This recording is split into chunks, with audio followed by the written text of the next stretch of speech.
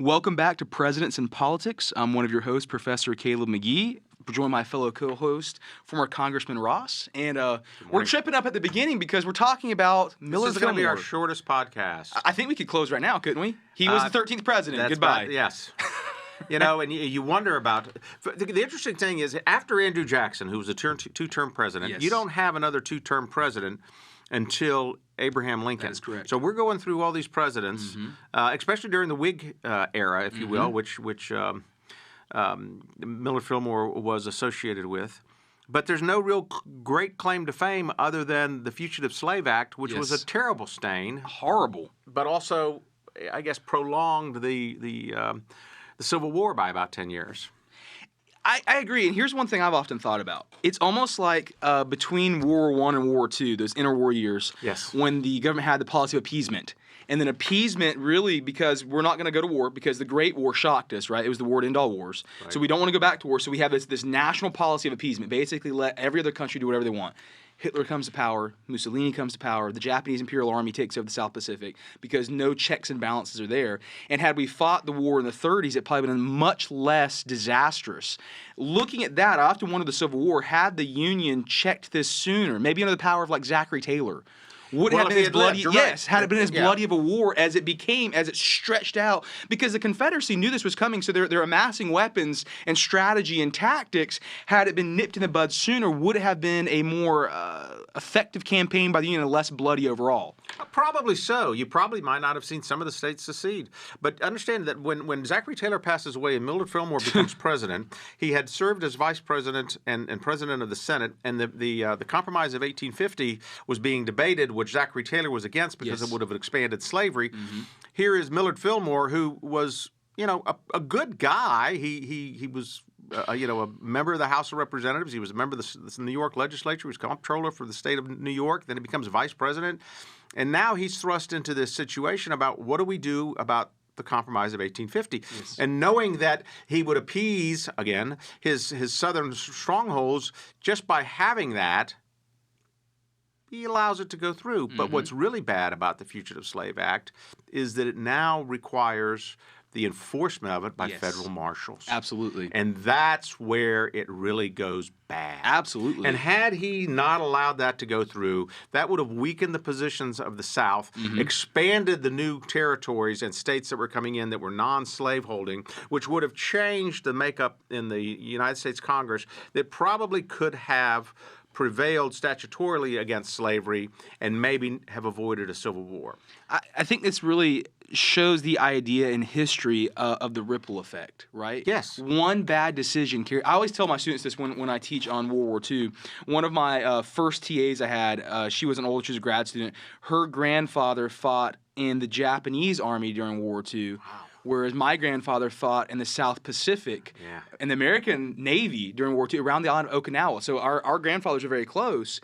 And had her grandfather been successful and killed my grandfather, I wouldn't be here. The whole line would be cut off. And had my grandfather been successful and killed her grandfather, her whole line would have been cut off. So it's amazing how one decision in history has this ripple effect that carries on for generations. And we need to study that. Yes, because we make decisions too lightly.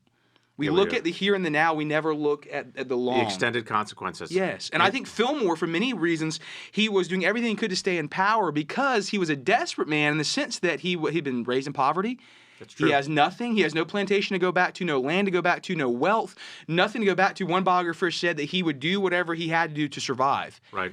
And that sometimes is a dangerous position to have your president in. In fact, there was, as you know, there was no annuity for presidents after this. No, when he leaves office, he's poor. That's true. And he actually will condemn this. He made the statement that the leader of the free world shouldn't be huddled in the grocery store looking for items or some overly dramatic statement like this as he left office. But basically he leaves office as president poor. And not respected. No, not respected at all. That was the one by thing. Either side. Exactly. And it's interesting because, he comes in as really the last Whig in the presidency. He was a Whig, but he wasn't a Whig. He alienated the Whigs. And then he doesn't get reelected. And then he starts the Know Nothing Party. Can you imagine that? a party named Know Nothing Party, Yes. and he can't understand why he didn't get elected to president Imagine again. that. Yes. Well, he has a history of being involved with interesting parties because his first party is the anti-Masonic party. Right. Which actually, there's a lot of interesting history behind the anti-Masonic party because a lot of times if you talk to Freemasons, they'll tell you their history goes all the way back to the chief architect who built the Solomon's Temple, and then they'll tell you that it goes back to the Knights of the Templar.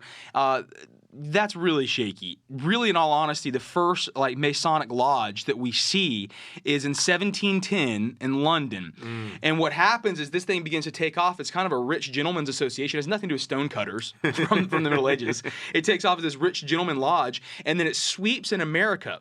And then it finally hits its kind of pinnacle in the Morgan affair. So there's a guy by the name of William Morgan, and he had been a Freemason, but then he starts publishing all these secret handshakes on these secrets. No kidding. So he gets arrested on trumped up charges of debt defrauding, and then he goes missing in the jail, and they never find his body. So when this happens, the conspiracy theories start raging. Yes. And then in 1826, you have the anti-Masonic party. Yes. Millard Fillmore, who's a survivor, sees something in there, so he jumps on the anti-Masonic party, and actually think they win something like 20 seats in the House or something, believe it or not. So there's actually some success in this third party, but the whole thing's built off of conspiracy theory. Does it sound like today? Absolutely. The conspiracy theories? And it's also a faction of what was in the Whig Party too, which the Whig Party was started, I guess, because of of Andrew Jackson against the King Andrew anti-Jackson movement, and then they were more of the educators and the more well-to-do, but they were just regional. They didn't really stand for anything. And then of course their one glorious moment in history when they elect William Henry Harrison, who dies 41 days later. The party just lasted for about 20 years. It was a good month. That was their highlight, man. But then one-hit wonder. But then as a result of that, the Whig Party, disseminating, you see the beginnings of another party coming through that eventually we'll talk about when we get to Abraham Lincoln. Which raises the question as we look at American history and you look at some of these third parties, and then of course one of the most famous being the Bull Moose Party with Teddy Roosevelt. Oh, yes. Could there be a successful third party in today's America? We look at the idea of the radical left and the growing radical right, and we see the radicalness. Could there be a healthy middle party, a third party, or could there be a multi-party system in America? It depends on how you define success. Okay. Because if success is to be the spoiler, then yes, you can have a third party. We saw that with Ross Perot back in 1992. Yes. When Clinton was elected, and you're seeing it happen in the House of Representatives right now. Absolutely. There's a faction within the Republican Party that keeps the Republican Party from being able to exercise their majority and lead. And so, is that a success? Well, to that small minority, it's a success. To everybody else, it's a failure. And I think that if you have a small party, and there might be one that comes out in 2024, depending on what happens in that is created solely for the purpose of trying to dilute the votes of the people that they should be aligning with, but aren't because they're upset with them, which then puts into power the other party. But as a viable third party, as a viable third choice, I think that would take a lot to have happen. It makes you wonder if the solution would not be a multi-party system when you look at other countries like France. And there's multi-parties, Germany, so it actually begins to split the vote among. But there's some dangerous elements to that because then you may split the vote so much that you get a radical side in. So there is a dangerous element to this idea of a multi-party system. Well, there is that, and there's also how would it start? You would have to have local parties. In other words, you'd have to have legislators, An organic grassroots You growth. would, and that's controlled by the legislators. Yes. And it's highly unlikely that they're going to expand the statutory law to allow for the creation of a third party.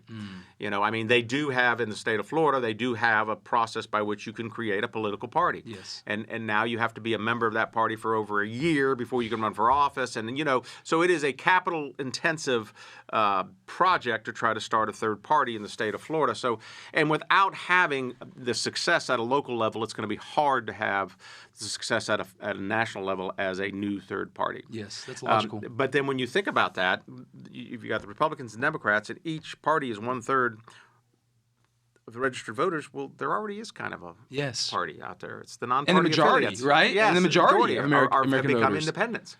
Which makes you really wonder why, as the majority voting party, why we have not voted in individuals that represent us. Because why of do we primaries. allow Closed primaries? Closed primaries. Agreed. Again, I think we talked about this last time, the jungle primaries and things like that nature. Florida will never change. Will other states change? Probably not. And so, so what's the solution? Well, again, I think that the parties themselves, and this is an ideal time for them to do this, have got to be able to transcend back to the middle of those that they lost. That's good. And you're not seeing it because the extremes have taken over the party. Yes. And people are just disgusted and don't want to be affiliated with either party right now.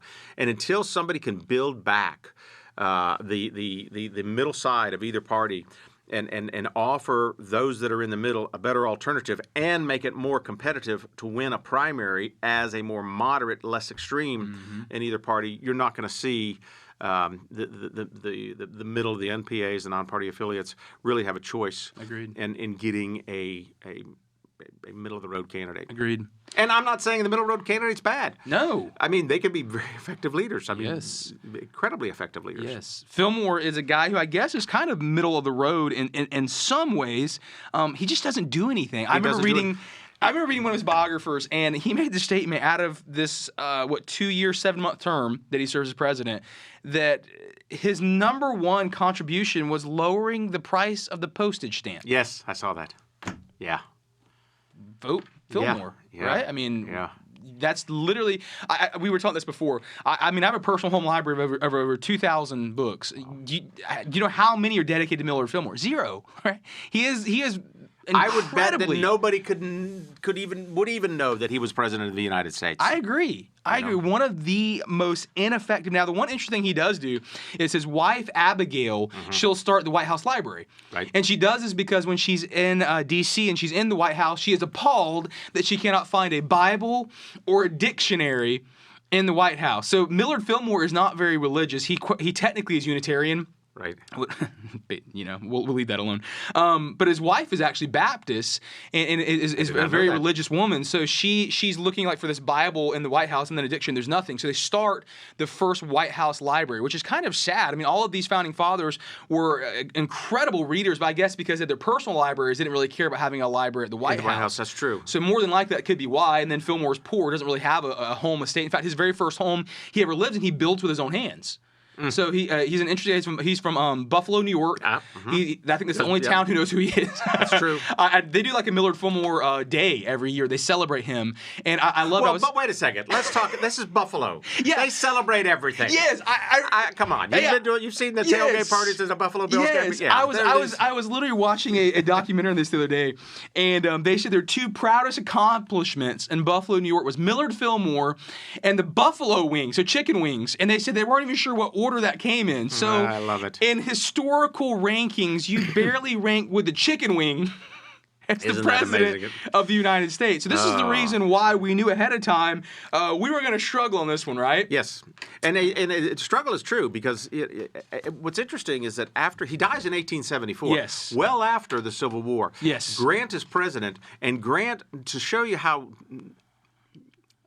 unrespected Millard Fillmore was, Grant barely even acknowledges his death. That's correct. I mean, here's a former president of the United States. Here's the present president of the United States who just makes a brief comment that he has passed away. There's no celebration of life. There's no memorial service. There's, they just, he served some time back then. Yeah. But what's interesting is, despite the fact that he was allowed the fugitive slave law to go through, that he stayed on the side of the Union during the Civil War. Yes, he did. And he felt that that was the thing to do. But other than that, I can't really find anything that made him, you talk about greatness. Yes. You talk about, good men. He was probably a good man. But greatness not a great man. No. At all, in the least. When we talk about the idea of Congress and how we look at today's time, we say, man, it is so nasty and volatile and divided. It was not anywhere near as divided now as it was in the 1830s, 40s, and 50s. There were fights. They were armed on the House, on the floor of the House and on the floor of the Senate. You have the account of Thomas Hart Benton and Henry Foote. Yeah. And Thomas Hart Benton is this very large guy. He's from Missouri, I believe it is, and they're arguing over this whole idea of the Compromise of 1850. And Henry Foote's this little guy. I think he's from Mississippi or wherever he's from. And basically Foote calls out Benton, and Benton jumps up and slings the chair and starts like coming towards him.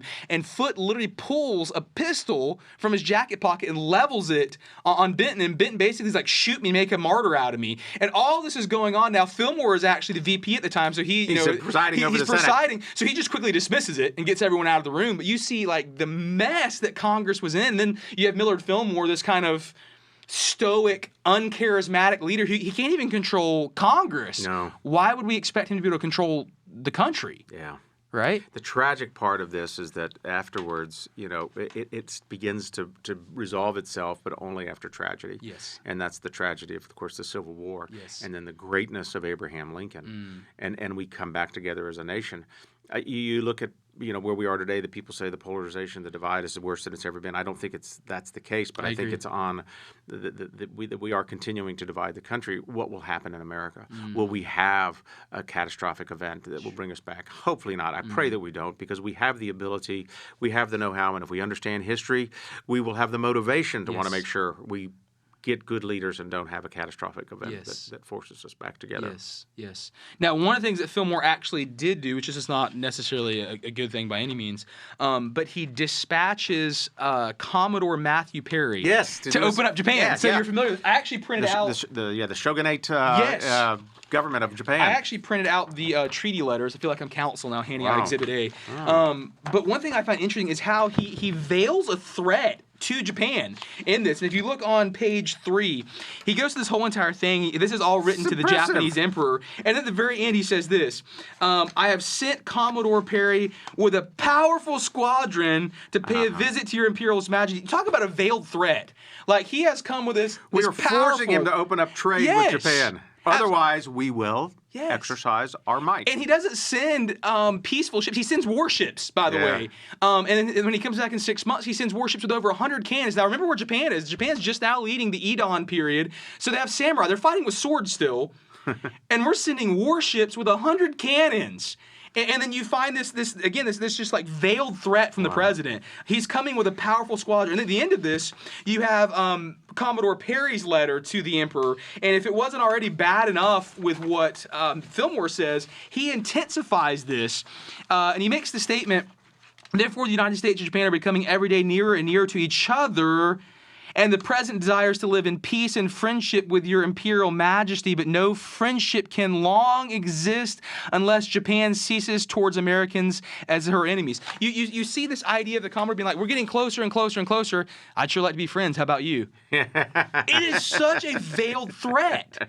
Like, the whole way through. And Fillmore policy was a little different back then. Yeah, it's like shotgun negotiations, right? It's literally walking in a room, laying a gun on the table, and be like, "Let's negotiate."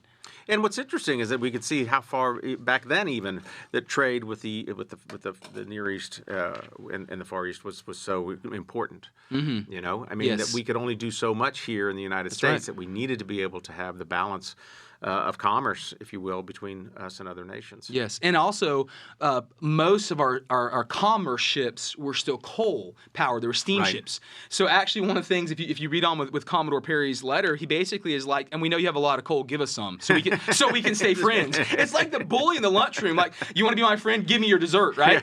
It's almost that mentality that you see in this mindset. And Fillmore's all behind this. Also, I found this interesting that Fillmore backs Napoleon III off of Hawaii. That France wanted to take Hawaii, and Napoleon III is basically trying to come in a very hostile way and steal Hawaii. And Fillmore writes a letter. I couldn't find the letter, but Fillmore writes a letter to Napoleon III, and he's basically like, "Back off. If anyone's going to steal Hawaii, it's going to be us." And of course, we do with the CIA coup. Just give it a little bit, and we'll steal Hawaii too. But basically, it's like, you don't steal them, we're going to steal them. So we look at Fillmore as being completely ineffective, and he was, but he had some aggressive negotiation tactics when it came to foreign relations. And I wonder how many of the common people were even concerned about trade with Japan at the time.